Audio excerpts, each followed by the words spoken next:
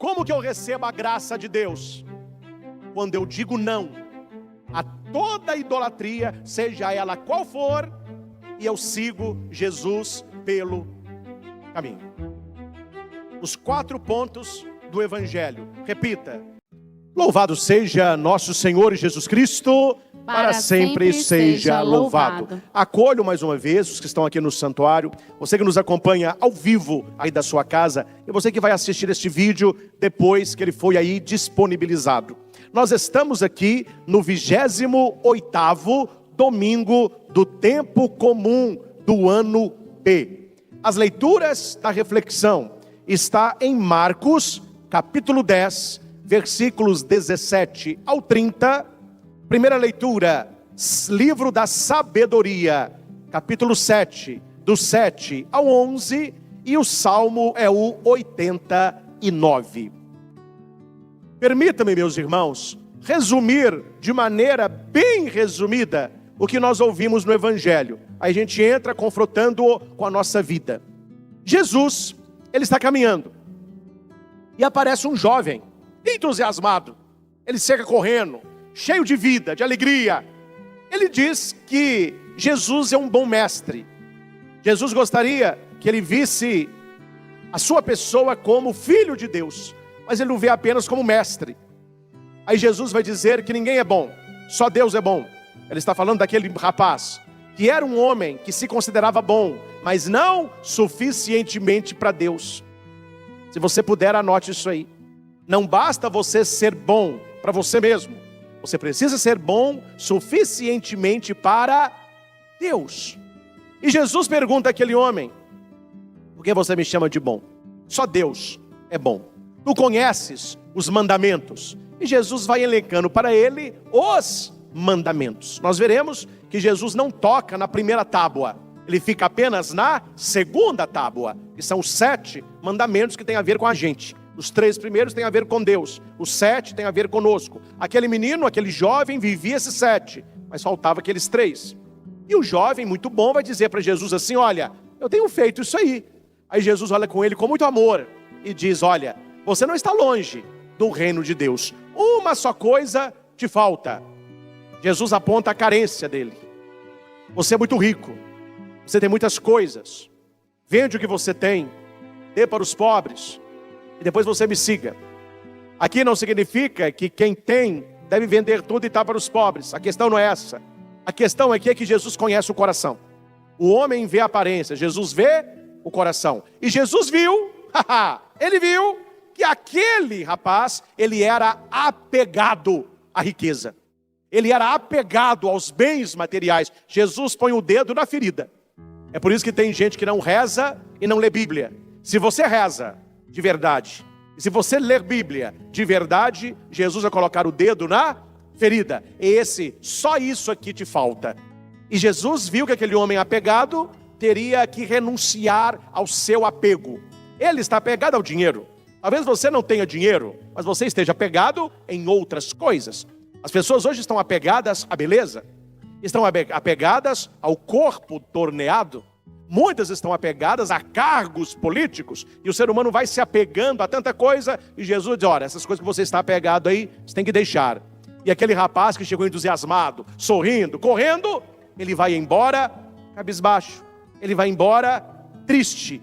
E Jesus diz: como é difícil um rico entrar no reino de Deus. É porque a riqueza dele não era Deus, era os bens materiais. É o resumo do Evangelho de hoje. Aquele jovem foi chamado por Jesus, mas ele não o seguiu. Ele preferiu os seus bens materiais. Coloquemo-nos agora na leitura e voltemos ao texto bíblico, contextualizando na nossa vida de cristãos, que é o mais importante. Entender essa história é simples. O rapaz chega, ele não consegue abrir mão da riqueza e vai embora triste. Esse é o texto que ouvimos. E qual é o contexto da nossa vida? Vamos lá.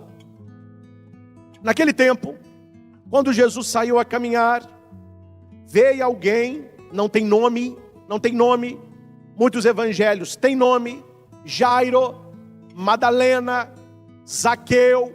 Aqui não tem nome. veio alguém. Esse alguém somos nós. Por isso que não tem nome. O nome do alguém é o seu nome. E aqui você nota que ele está feliz, entusiasmado. Ninguém corre triste. Ninguém corre sem animação. A gente corre feliz. Então ele veio correndo. Ajoelhou-se diante de Jesus. Ele mostrou para Jesus que ele estava disposto a uma mudança. E ele perguntou 3 verbos importantes: correr, ajoelhar e perguntar. Deus quer que nós corramos para as coisas espirituais. Tem gente que corre para tudo que é necessidade temporal, mas tudo que é para Deus, ele tem preguiça. Diga assim para sua família, ou talvez para os seus amigos: vem aqui para casa agora, tem Heineken, picanha. Você vai ver, meu filho, corre, corre. Você prepara para o corre, corre. Olha, vamos no cinema tal dia à noite, está dando promoção. Os filmes de lançamento, só R$5. E tem pipoca e refrigerante. Prepara o corre, corre. Você quer ver o corre, corre parar? Fala com a pessoa assim: vamos à missa domingo? Quinta-feira lá em casa tem um terço. Você está convidado com a sua família. Você verá que não tem corre, corre nenhum. Muitos dão desculpa, muitos vão com preguiça, porque a gente corre para as coisas temporais. E nem todos correm para as coisas espirituais. São Paulo vai dizer, não vai? Eu corro não para alcançá-lo, mas ele que me alcançou. Uma coisa eu faço: eu deixo o meu passado para trás e lanço-me para as coisas futuras, aonde Deus está. E para mim está reservada, no fim da caminhada, a coroa da glória. Então Paulo tomou uma decisão. Ele não corre para as coisas de baixo, ele corre para as coisas do alto. Segundo, ele se ajoelhou. Não estou falando dos senhores que aqui estão, mas está entrando uma ondinha. A palavra é essa, uma ondinha, para não falar outras coisas, para não ser processado, na nossa igreja, de católicos que não dobram o joelho. Bênção do Santíssimo, eles estão de pé. Casais de namorados sentado. Consagração na hora da missa. Gente que não tem problema nenhum de articulação do joelho, permanecem de pé. As pessoas perderam a sacralidade do mistério e a necessidade de ajoelhar-se. O ajoelhar-se na consagração, meus irmãos, não é opcional, é imperativo. Por que o padre não ajoelha? Porque eu estou consagrando. Eu sou o presidente da celebração. Como que eu vou ajoelhar? Mas depois da consagração do pão e do vinho, eu me ajoelho. E tem gente que permanece de pé como se fosse natural. Então aprendamos com este jovem. É necessário dobrar os nossos joelhos na presença de Jesus. Está na Escritura. Jesus se fez obediente até a morte e morte de cruz. Por isso o Pai lhe deu um nome que está acima de todo nome, para que ao nome do Senhor Jesus todo joelho se dobre. Todo joelho se dobre no céu, na terra e no inferno. E toda língua professe: Jesus Cristo é o Senhor, para a glória de Deus Pai. Pensa comigo, você que usa o cérebro. Tem gente que não usa, né? Você que usa. Se nós devemos dobrar o joelho perante o nome de Jesus, imagine a sua presença real na Eucaristia, que não é nome, é corpo entregue e sangue derramado. Precisamos, meus irmãos, nós que estamos aqui, você que nos acompanha Brasil afora, eu aproveito o alcance desta pregação para, às vezes, pegar até mais pesado. Nós devemos parar de sermos católicos relaxados. Precisamos nos curvar perante o senhorio de nosso Senhor, no ajoelhar-se. É claro, há pessoas idosas que não dão conta. Há pessoas por problema de saúde, um problema ou outro, que não é possível. Ninguém está obrigando aos doentes e aos impossibilitados de ajoelharem. Mas se nós não temos problemas de joelho, se nós estamos na missa para adorarmos o Senhor, a consagração, nós devemos nos ajoelhar. Veja, correr para as coisas do alto, ajoelhar. Só que esse jovem, ele dá um passo a mais. Ele pergunta. E Jesus é muito esperto, viu? Quantas vezes na oração, para quem reza aí, você vai concordar com o padre. Você tem que rezar. Quantas vezes na oração, eu tenho uma pergunta e Jesus me faz uma pergunta. Quantas vezes na oração eu vou pedir uma coisa e no final da oração é Ele que me pede algo? Então o jovem vai perguntar: bom mestre, que devo fazer para ganhar a vida eterna? O verbo aqui foi traduzido ganhar, mas você entenda como entrar. O grego é mais por entrar. Como o que eu faço para que eu entre na vida eterna? Jesus responde: por que me chamas de bom? Ele faz uma pergunta, Jesus devolve a pergunta. Nem sempre o mais importante é a resposta, mas sempre é a pergunta. E por que Jesus devolve a pergunta? Por que me chamas de bom? Só Deus é bom e mais ninguém. Porque aquele jovem, Jesus conhece o nosso coração. O jovem se considerava bom. Não tem problema você ser bom, mas é preciso buscar a cada dia esse processo da conversão. Cuidado, viu, meus irmãos? Cuidado. Porque o diabo é astuto e é esperto. O diabo, ele vai te tentar primeiro com os vícios. Aí, aqueles que não oram e vigiam, eles vão caindo no pecado. Aí a pessoa começa uma vida com Deus. Graças a Deus. Confissão, missa, Eucaristia, leitura da palavra, consagração a Nossa Senhora, etc, etc, etc. Não há problema nenhum nisso, é louvável isso. O problema é que o diabo perdeu o vício. Como que ele vai te tentar no vício se você tem uma vida virtuosa? O que ele faz? Ele muda a estratégia. Ele começa assim: nossa, como você é bom, como você é virtuoso, como que você é melhor que os outros. Você vai à missa, você confessa, você não tem pecado mortal nenhum, mas você é extraordinário. Você está melhor que a maioria das pessoas que nem fé tem. Aí a pessoa se enche de quê? Soberba espiritual. E a coleira que o diabo perdeu do vício, ele coloca no seu pescoço por uma santidade fingida. Ele conseguiu te dominar do mesmo jeito. Então guarde isso aí. Quando o diabo não nos pode tentar pelo mal, ele nos tenta pelo bem.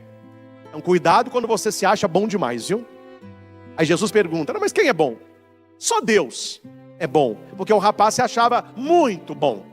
E Jesus fala que só Deus é bom, não é negando que Ele seja Deus. Ele se coloca no lugar daquele jovem. Ele assume a perspectiva do jovem rico. E vai dizer que ele não é apenas um mestre. Quando ele pergunta assim: bom mestre, ele está vendo Jesus como um mestre da lei. Aquele que conhece a letra, mas nem sempre a vive. Ele fala: olha, para com esse papo aí. Para com esse papo aí. Só Deus é bom. Aí ele está falando para o jovem: você que se acha muito bom, não é tão bom assim. Alguma coisa está faltando. Assim deve ser na nossa vida. Buscando as coisas do alto. Buscando sim uma vida de santidade. Mas quanto mais santa a pessoa é, mais humilde ela se torna. Cuidado com a santidade soberba. As duas são incompatíveis.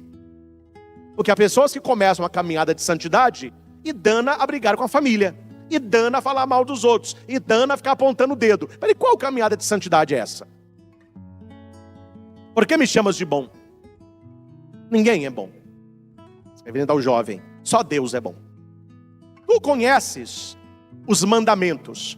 Primeiro, repita: mandamentos. Mandamentos. Olha que interessante a leitura, meus irmãos. Hoje, isso aqui tem baixa. O pessoal hoje usa a palavra bombando. É bombando ainda? Porque muda tanto. É bombando? Quando o negócio está na crista da onda? É top. Palavra chata, né? É top. Tá bombando. Meu filho, na sociedade de hoje, o que não é top e não está bombando? Os mandamentos. O ser humano pegou o mandamento e jogou no lixo. Ninguém quer saber mais de cumprir mandamentos. E por que eu estou dizendo isso? É da minha cabeça? Não, porque eu sou padre. E todo padre é confessor. Nós atendemos confissão. Há dois tipos de confissões. Aqui eu podia citar várias. Há aquela confissão onde a pessoa perdeu totalmente a noção de pecado. Ela não conhece mandamento nenhum. Atendi uma mulher, não vou contar onde nem quanto, já tem tempo. A mulher confessou quando ela se casou. Ela já estava casada há 15 anos. A filha, não lembro se é filha ou filho, ia crismar. Era a crisma do menino. E nós abrimos a confissão, não apenas para os jovens, mas para os pais. E ela veio. Padre, falei, fala minha filha, o senhor não vai xingar não? Falei, não, confissão é para te perdoar. Mas o que está pegando aí? Tem 14 anos que eu não confesso. Falei, eu vou xingar minha filha? A gente tem que fazer festa.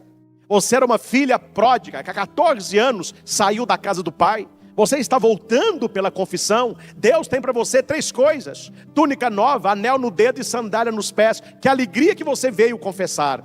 Padre, são os caminhos de Deus. Se não fosse meu filho se crismar, eu acho que eu ia completar mais 14 sem confessar. Eu não disse, mas pensei, o inferno te esperava, né minha filha? Aí você ia queimar minha mãe, não tem jeito não. Mas você está aqui, fiquei muito feliz. Então vamos lá. Confissão de 14 anos. Eu até me ajeitei na cadeira, que eu falei, agora vem. Senta que lá vem história, o bicho vai pegar. Falei, pode confessar, minha filha. Padre, eu tive assim umas raivas. Falei assim, um palavrão. As coisinhas do dia a dia. Aí eu fui obrigado. Falei, minha filha, eu só não vou me ajoelhar nos seus pés, o pessoal não vê. Mas você é uma santa viva. Eu vou arrumar um andor, um altar para você. 14 anos sem confessar. Você só ficou com raiva e falou um palavrãozinho.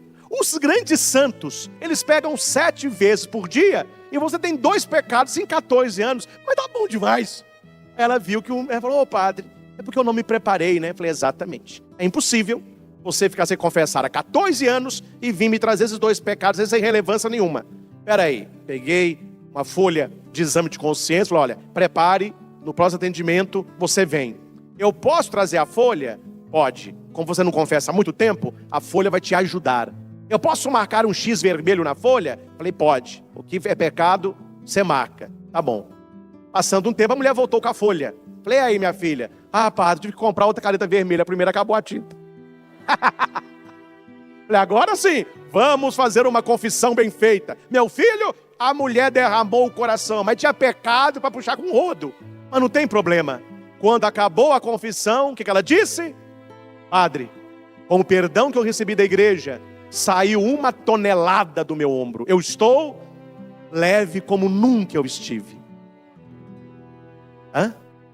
Jesus está falando para aquele jovem, você conhece os mandamentos. Meus irmãos, os mandamentos não caíram de moda. Se o mundo não os vive, Jesus os valoriza. Senão Jesus não tinha dito ao rapaz, você conhece os mandamentos. Ele tinha dito o quê?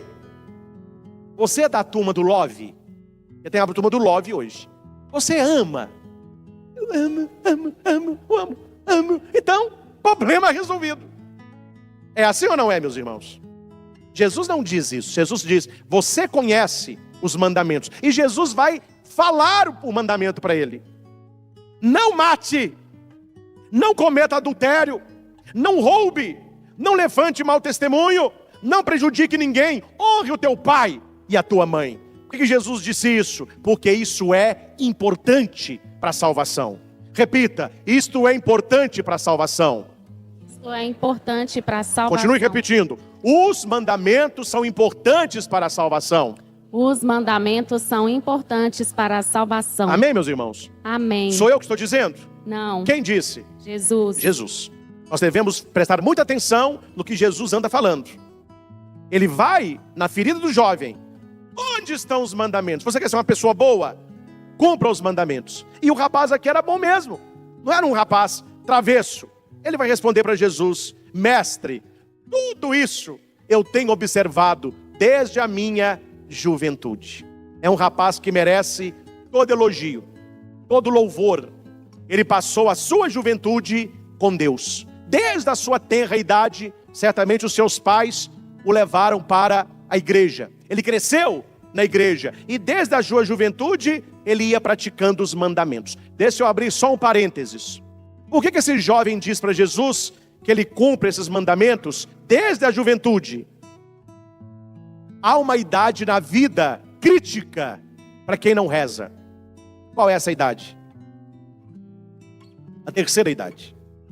Quando a pessoa vai chegando na terceira idade, a cabeça dela muda.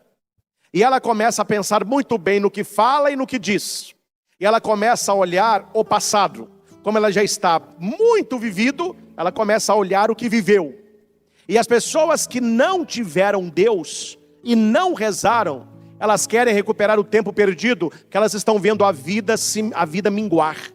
É assim a vida humana. A energia diminui, a força diminui, a agilidade diminui. Em muitos casos, aparecem doenças, você se sente uma pessoa mais lenta. Aí você começa a ver que a eternidade está mais próxima do que na sua juventude. É por isso que muitas pessoas, na terceira idade, elas rezam mais. Então elas começam, e o jovem fala, não, eu não esperei eu ficar idoso para voltar para Deus.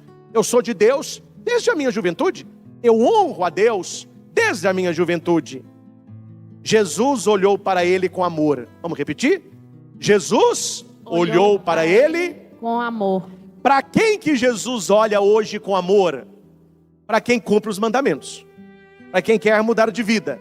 Jesus nos ama com amor eterno. O amor de Jesus é tanto por nós que Ele derramou o seu sangue todo pela nossa salvação. Ele fez o que era para Ele fazer, e nós devemos fazer o que cabe a nós, cumprir os mandamentos. Jesus disse assim: se alguém me ama, esse cumprirá os mandamentos. Então para com esse discurso de love, se a pessoa não cumpre mandamento. Ah, eu amo a Jesus, você cumpre os mandamentos? Não, você não ama. Ah, por quê, padre? Porque Jesus disse isso. Aquele que me ama, guardará os mandamentos, guardará a minha palavra. Se você não ama e não guarda os mandamentos, você não ama. Então Jesus olha para aquele jovem com amor, porque ele viu que era um jovem que procurava as coisas do céu, procurava a vida eterna. Só que Jesus vai para o ponto 2. Vamos ver quem lembra aí. Qual que é o ponto 1? Cumprir os mandamentos. Falei, cumprir os mandamentos. Agora Jesus vai para o ponto 2, que é a renúncia. Qual é o ponto 1? Cumprir os mandamentos. Cumprir os mandamentos. Qual que é o ponto 2? Renúncia. Anote aí. 1, cumprir os mandamentos. 2, renúncia. Aí Jesus vai dizer para o jovem: só uma coisa te falta. Vai, vende tudo que tens e dá aos pobres, e terás um tesouro no céu. Por que Jesus disse isso para o jovem? Porque ele viu que ele estava preocupado com o tesouro na terra. Aqui, meus irmãos, olhe para o padre e aprenda.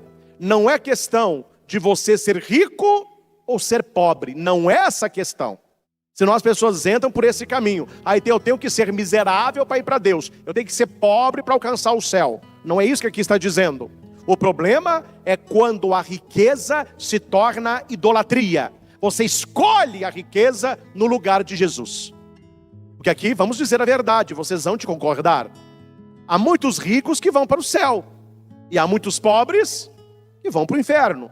Que a questão não é a riqueza, a questão é o coração, a questão é a prioridade, a questão é como você lida com isso. E aquele jovem, a riqueza material dele era a prioridade. A prioridade não era a sua salvação. A prioridade não era Deus. Tanto que Jesus vai dizer: você está ótimo, mas uma coisa só te falta. Nós precisamos rezar assim, viu, meus irmãos? Precisamos rezar assim. Quando você for rezar, pergunte: ô Jesus, me mostre o que ainda me falta. O que ainda me falta para eu ser uma pessoa melhor? O que ainda me falta para eu ser um padre melhor? O que ainda me falta para eu ser um pai melhor? Uma mãe melhor? Uma esposa melhor? Um pai melhor? Marido melhor? Um filho melhor? A gente não pergunta para não dar briga, né, gente? Porque eu acho que o pau quebra. Mas imagina que você começa a perguntar assim: ô mozão, hoje não é mozão, hoje é vida, né? Vida. Aí vem sua vida, tá mais pra morte, né? O que foi? Pode falar que eu não vou ficar com raiva. O que me falta para eu ser uma esposa melhor? Ah, coitado do marido se fala, né? Porque falta ou não falta? O marido perguntou para você, esposa: ô meu amor, o que me falta para eu ser um marido melhor? Não pergunta. Os filhos perguntam: ô pai, mãe, o que falta na gente para a gente ser um filho melhor? Por que a gente não pergunta? Porque não quer saber a resposta. Porque você sabe que o chumbo vem. Jesus vai dizer para o jovem: você é bom, só que você Parou. Tem que continuar. Uma coisa te falta. Uma coisa só te falta. Aí com certeza Deus falou, uma só? Uma. Yes. Senhor, então valeu demais. Valeu eu ter uma vida de santidade. Valeu ir à missa, confessar, não falar mal do outro, pagar o meu dízimo, ser justo, ser fiel à minha namorada, estudar direito. Uma coisa só me falta. Então fala, Senhor, qual a única coisa que me falta? Você é muito apegado ao dinheiro. Você está apegado aos bens materiais. Dá tudo isso para os outros. E você vem e me segue. Como que muda, né? Como que muda? Terceiro, repita, segmento. Segmento. Terceiro, segmento. Primeiro, Cumprir os mandamentos. prática dos mandamentos. Segundo, renúncia. Terceiro, Segmento. vem e segue-me. Mas quando ele ouviu isso, ele ficou abatido, desanimado. Ficou em silêncio e foi embora com tristeza. Você conhece uma pessoa abatida? Você já ficou abatido? Quando a gente pega aquela gripe, só Deus é por nós, quem será contra nós? Quando você pega aquela gripe, você fica assim, ó. É interessante, a gripe da mulher é diferente da gripe do homem, gente. Eu estou chegando nessa conclusão. A mulher gripada, ela cuida de menino, ela faz comida, ela sai na rua, ela limpa a casa, ela trabalha. O homem gripado, ele está quase comendando o caixão. O homem gripado, ele fala com a mulher assim, amor, mozão, o que foi? Você sabe onde que está o plano funerário? Eu acho que dessa eu não escapo. Não, mas que crise, homem? Isso é uma gripe só. Eu sei que não está em mim, eu estou morrendo. Eu acho que o vírus do homem, ele vem com mais força mesmo. O cara quase morre, mas fica tão abatido. Eu lembro, meus pais são separados, né? Mas eu lembro quando eu era criança, antes da separação deles lá, o meu pai gripado, mas era uma piada. Você viu, fazendo quase 40 graus. Meu pai sentava no sofá para assistir Jornal Nacional. De meia, pijama de flanela, cachecol, touca, aquele negocinho na boca que tinha de vidro para ver a temperatura, chá de camomila e pedindo à minha mãe, traz remédio que eu vou morrer. Minha mãe, nossa senhora, o que a gripe faz com o homem, gente? É aquela cara de abatimento. É a cara do jovem rico. Ele perdeu a alegria na hora. Ele ficou abatido e foi embora cheio de tristeza. Vamos comparar o jovem? Vamos comparar? Olha o versículo 17. Quem está com a sua Bíblia aberta, quem tem um folhetinho aí, e olha o versículo 22. Olha como que a coisa muda, gente. Quem é que mudou esse jovem? Quem que mudou o jovem? Repita alto. Jesus! Jesus. Quem que mudou o jovem? Jesus. Jesus o mudou pela palavra. Só que ele fez a escolha. Olha o jovem do versículo 17. Veio alguém correndo, ajoelhou-se e perguntou. Olha o jovem do versículo 22. Abatido e foi embora cheio de tristeza. Não parece o mesmo jovem. Não parece o mesmo jovem. Ele foi atingido no coração pela palavra de Deus. Ei, ai, hein? Quando a palavra de Deus atinge o coração, das duas uma. Ou ela te alegra e te eleva, ou ela te abate. Há pessoas que não leem a Bíblia para não ficarem abatidas. Pergunta para uma vaca ou para um boi, o que significa para eles a palavra abatimento? Significa o quê? É como se a Bíblia dissesse, aquele jovem assinou a sentença de morte dele. Ele escolheu não seguir Jesus. E quem não segue Jesus não pode ter vida, não. Por mais que ele tivesse, ele ficou abatido. Ele não entendeu. Mas a riqueza dele não trouxe alegria, trouxe abatimento, trouxe sofrimento, trouxe solidão. Ele não conseguiu seguir Jesus. Ele foi embora, ficou abatido, triste, cheio de tristeza. Vamos ver quem acerta. Qual é o pecado desse jovem? Jesus citou para ele a segunda tábua, ok? o pecado do jovem está na primeira tábua. Por isso que Jesus citou a segunda, porque todos da segunda ele cumpriam. Gente, vamos esclarecer uma coisa. Quantos são os mandamentos? 10. Deus entregou as tábuas da lei para quem? Moisés. Quantas eram as tábuas da lei? 2. Quantos mandamentos tinham na segunda? 7. Quantos tinham na primeira? Não fala 5 e 5 não, hein? Rapaz, vamos dividir, é 5 para cada, na sua cabeça, né, meu filho, que não é Bíblia. 3 num e 7 no outro. Por que essa divisão? Porque 7 mandamentos têm a ver com a gente, e 3 mandamentos têm a ver com Deus. Por que Jesus cita para o jovem os 7?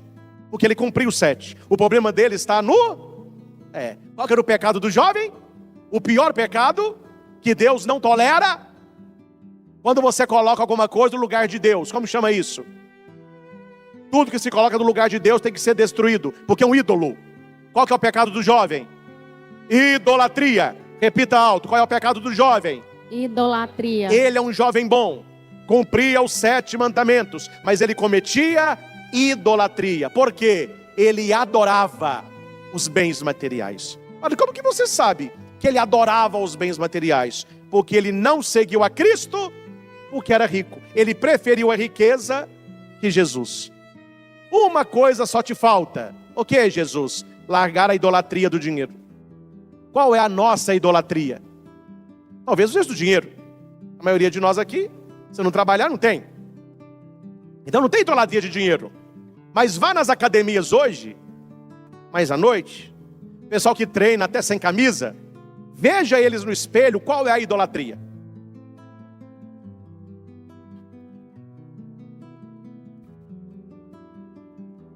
Gostoso.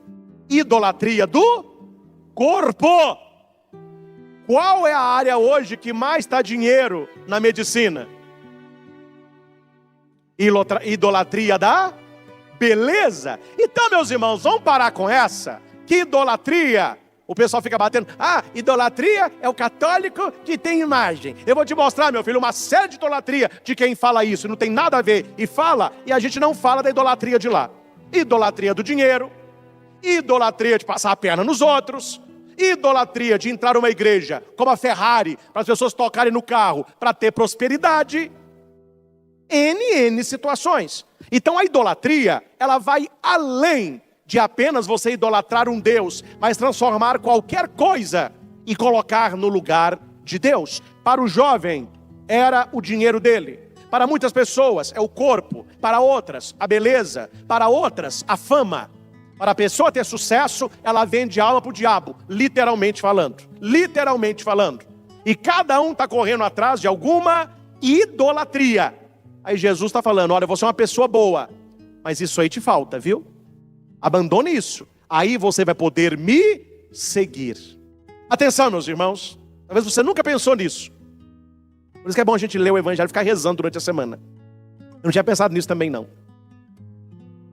Veja tudo que você tem, dê para os pobres e siga-me.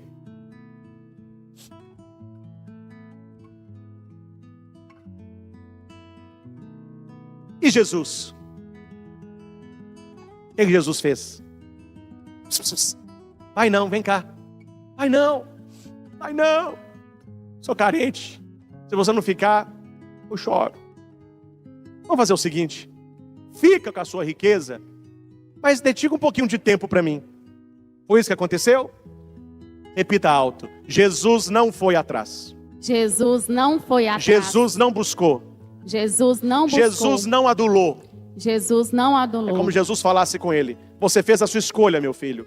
Vá e assuma agora as consequências. E aqui nós temos um discurso de Jesus que é duro, mas que é real. Como é difícil um rico entrar no reino de Deus. Você que está acompanhando a reflexão com atenção. Jesus está falando aqui que o problema é ser rico, sim ou não? Qual é o problema aqui? A idolatria. O problema daquele homem é que a riqueza dele se tornou a prioridade dele. Se tornou o seu Deus. Ele confia muito mais na riqueza do que em Jesus. Aí Jesus diz, como é difícil um rico entrar no reino de Deus. É como Jesus falasse, como é difícil um avarento entrar no reino de Deus. Me desculpe que a frase não é elegante, mas vou dizê-la. Tem muito rico que come lombo e arrota couve. E tem muito pobre comendo couve e arrotando lombo. Já escutou essa frase? Não é o que você tem, é o que você é. Não é o que você tem, é como que você usa o que você tem. Deus olha o coração. Cuidado, meus irmãos, cuidado. Quando o pessoal vem com esse discurso vazio, principalmente teologia da libertação, colocando luta de classe, e num discurso exacerbado, colocando até o pobre como Deus. Parece que a pessoa nem segue a Jesus Cristo, ela segue ao pobre. Temos que ter obra de caridade, temos que ajudar, temos que fazer o necessário, mas a nossa pregação é Cristo. E quando a pessoa fica descendo lenha naqueles que têm, eu acho que as pessoas precisavam pensar antes de falar, porque muita gente que tem é que sustenta as obras da igreja. Muita gente que tem é que, com seu dízimo e doação, faz com que aqueles que recebem falam mal daqueles que têm. E eu vou à Bíblia. A Bíblia. Olha para o padre aqui, meus irmãos, vocês têm que ter isso aqui, papai. Jesus trabalhava. Você está vendo Jesus trabalhar? De 30 a 33 anos, ele trabalhava, gente. Os 12 trabalhavam. Você vê como que eles se sustentavam. Jesus se dedicava à pregação da palavra. Ele viajava de cidade em cidade. Os discípulos com ele. Você não vê relato nenhum, gente. Vamos agora trabalhar. De onde que viu o recurso deles? Tinham senhoras ricas e viúvas que bancavam o ministério de Jesus e dos discípulos. Haviam mulheres que bancaram o ministério de Pedro, de Paulo, que ajudavam a igreja nascente. Então essas pessoas eram ricas, mas elas não eram soberbas, porque elas contribuíam na obra de evangelização. Então aqui nós devemos ter muito cuidado quando as pessoas ficam falando mal. Porque a riqueza é um pecado, e você que tem é um pecador, e você está condenado ao inferno porque você tem carro, você tem casa. Só que esse mesmo pessoal que fala mal de quem tem, é os que mais pedem doação, é os que mais fazem rifa. Estou precisando de uma coisa da igreja, vamos pedir fulano de tal, porque ele tem. Mas você não desce a lenha em quem tem, agora você vai lá pedir? Então fique sem, meu caro. Veja que é um discurso um pouco incongruente. Eu estou mexendo numa casa de abelha aqui. Mas se vocês pensam, vocês vão ver que certas atitudes não são coerentes com o que a pessoa fala. Eu vi um vídeo essa semana, para não falar que eu sou mentiroso, eu vou ter que colocar no meu Instagram. Vai estar polêmica que dê. Um bispo da nossa igreja, foi numa capela celebrar. E o padre era da TL. Aí o bispo chegou, TL, Teologia da Libertação. O bispo chegou, o forro estava sujo, ele viu a igreja mal arrumada, não tinha flor, o cálice fosco, tudo de qualquer jeito. Ele foi e falou com o padre: meu filho, o que está acontecendo aqui? Não, padre, não, bispo, é uma comunidade humilde, eu sou a favor dos pobres. Ele falou para o bispo: eu sou a favor dos pobres. Jesus não quer riqueza. A teologia aqui da minha comunidade é a Gruta de Belém. O que o bispo fez? Deixa eu ver seu celular. Eu não vou falar qual era o celular. É o último iPhone. Falei. O bispo falou assim: vem aqui, padre, deixa eu ver o seu carro. Já que é Gruta de Belém, só devia vir a cavalo, né? Olha que olhou o carro, o padre tinha trocado de carro no ano. E não é carrinho não, viu? Aí o bispo disse: entendi, padre. A pobreza no caso é só para Jesus e não para você. E o vídeo acaba. Vou postar esse vídeo. É um bispo do Brasil. Você está entendendo que há discursos que não colam mais? E é bom que vocês estão? Vocês não são bobos mais não. Passou a época de católico bobo. Vocês estudam, vocês conhecem, vocês querem uma pregação bem feita, você sabe se o cara está falando o que é ou se não é, você conhece catecismo, tem muito leigo fazendo teologia, então você está entendendo como funciona a coisa. E esse bispo tocou o dedo na ferida, porque muito discurso que vai, um discurso apenas para ser visto, não é o que acontece nos bastidores. Eu estou falando de sacerdote, estou falando de pregadores no geral. Pregadores que não usam sapato, mas é apenas sandalinha de dedo, uma blusa assim mais puída, uma calça que eu ganhei da Providência. Você olha para a pessoa assim, mas é uma pobreza. Você não conhece o que está comendo na casa, o que está bebendo na adega. Só vinho importado. Só salmão das águas geladas da Noruega. Só quadros de Picasso. Peraí, meu filho. Você prega uma pobreza, mas a sua vida íntima é uma riqueza. Vamos pegar o contrário, e aqui eu vou só citá-lo. Vocês, os que conhecem, sabem o que eu estou dizendo. Os que não conhecem, ficarão conhecendo agora. Papa Bento XVI. Você viu o Papa Bento na Basílica de São Pedro? Ele parecia um monarca. Paramentos esplendorosos, liturgia esplendorosa. E as pessoas falavam mal do Papa Bento. Mas quem trabalhava no Vaticano, dizia que era um dos papas mais austeros na sua vida privada. Café simples, almoço essencial, vida de oração, todos achavam, porque ele tinha o esplendor da igreja, na liturgia, e uma vida modesta no privado. É isso que não pode acontecer o contrário. Uma vida de pobreza para ser visto, elogiado e aplaudido, mas na vida íntima, cuidado com esse rico que não vai entrar no reino dos céus. Cuidado. É o pecado da idolatria. Eu estou falando uma coisa clara para você entender o que Jesus está dizendo. Você pode não ter R$1 no bolso, mas você pode ser esse rico que não vai passar no furo da agulha. É mais fácil um camelo passar do que um rico passar. E não é só rico no bolso, não. Amém? Ficou claro, meus irmãos? Então precisamos buscar esta vida de doação. Aqueles que têm mais podem ajudar mais. Eu acredito nisso. Se Deus honra uma pessoa no seu trabalho e na sua vida financeira, Deus pede a esta pessoa que colabore mais, que ajude mais. Jesus vai dizer, é mais fácil um camelo passar pelo buraco da agulha do que um rico entrar no reino de Deus. Isso é uma comparação hiperbólica. Jesus exagera para a gente ver a coisa. Pode ser um furo da agulha, sabe aquele furinho da agulha? E pode ser um camelo, bicho mesmo, camelo. Quando é que um camelo vai passar no furo de uma agulha? Segunda interpretação, quando a fiadeira está tecendo a lã da ovelha, e ela vai enrolando para depois fazer a roupa, ela vai passando, aparecem uns tufos, e ela escapa da mão dela, ela vai e entope aquela agulha. A agulha é fininha e o tufo é grande. Na época de Jesus, as fiadeiras chamavam-se tufos de quê? Camelo. Pode ser essa interpretação. Esse tufo, mais fácil passar. E aí toda a fiadeira sabia, nunca isso aqui vai passar no buraco da agulha. Mas eu quero citar para vocês, Santo Ambrósio, eu fiz uma pesquisa sobre isso, ele é do século IV, e ele vai dizer que existia uma porta em Jerusalém, que Jerusalém era toda murada, que se chamava a Porta da Agulha, porque ela tinha um formato assim. E ela era do tamanho de um homem de 1,80 m e poucos. Sabe que o camelo é muito mais alto do que isso. E ela era estreita.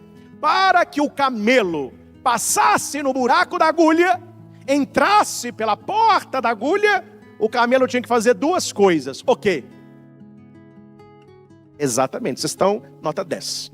O camelo tinha que ser descarregado. Se tivesse aquelas sacolas enormes, ele agarrava na porta e o cara então puxava o camelo para baixo. O camelo, você já viu, o camelo se ajoelhava, ele puxava para frente, ele passava de joelho. Como é que a gente passa no buraco da agulha? Se descarregando de toda a idolatria e apego e se ajoelhando perante o Rei da Glória, mantendo-se ajoelhado. O jovem começou bem, mas ele terminou? Não importa como você começa, importa como você termina. Eu estou falando para vocês que estão aqui, estou falando para milhares de pessoas pelos meios de comunicação. Pessoas que talvez nem religião tenham, uma vida longe de Deus, nunca viveu os mandamentos. Meu filho, o que Deus não tem é boa memória, viu? Se você escolher voltar para Ele agora, se você escolher como aquele camelo, tirar os pesos e se ajoelhar, é daqui para frente. É melhor você ter começado mal lá na juventude, mas se converter, do que você viver com Deus a vida toda e perdê-lo por alguma idolatria no futuro. O jovem começou bem, ele corre, se ajoelha e fala. Terminou mal. Ele foi embora abatido, cheio de tristeza. Ele foi embora. Jesus olhou para o povo e disse: para os homens ser salvo é impossível. Vamos repetir isso? Para os homens Salvo é impossível.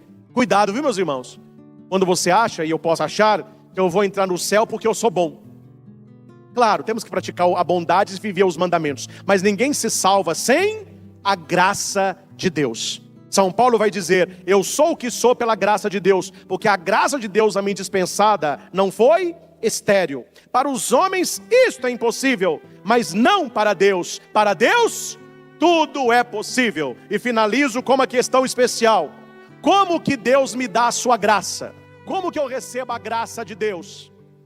Quando eu digo não a toda idolatria, seja ela qual for, e eu sigo Jesus pelo caminho. Os 4 pontos do Evangelho. Repita. Primeiro, viver os mandamentos. Viver os mandamentos. Segundo, renúncia. Renúncia. Terceiro, seguimento. Seguimento. Quarto, graça de Deus. Graça de Deus. Esse é o esqueminha do Evangelho de hoje. Com esses 4 pontos, você faz uma pregação muito bem, com início, meio e fim. Primeiro, Jesus fala da importância de cumprir os mandamentos.